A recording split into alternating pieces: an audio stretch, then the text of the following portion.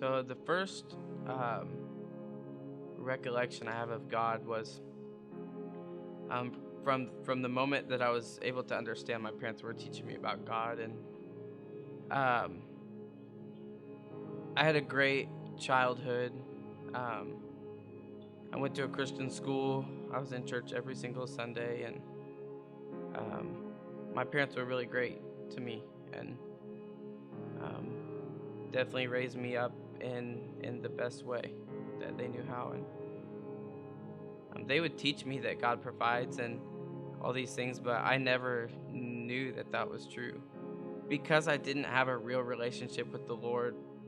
I was so easily swayed into being exactly what all of my friends were, and that meant watching porn, um, sleeping with my girlfriends that I had, drinking, doing absolutely anything that anyone would do in high school. And that went on through my junior and senior year, and I was convicted at times, but I always cared more about my friendships with my non-Christian friends than my relationship with God. And I think that um, I was such a people pleaser that all those things just became important to me and an important part of my life that I just need to fit in. And um, that was a real turning point for me as a Christian. I continued all that sin through the last 2 years of my high school, and um, into my first year of college. I went to a junior college, and just living in all that, and totally disregarding the convictions that I felt. And my second year of college, I I really felt like God was telling me to grow in a deeper relationship with Him. And um, I loved worship leading, and I was doing all that this whole time as I was sinning and doing those things, and I was kind of living this double life. And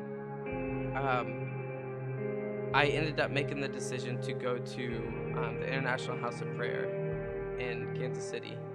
And it's a college kind of based around worship leading, but also just growing in your relationship with the Lord. And that changed a lot of things for me. One, because I was away from my friends, and number two, because I was spending a lot of time with God, and I was praying a lot more than I had. And um, I was getting out of those sins because I wasn't being introduced to them anymore.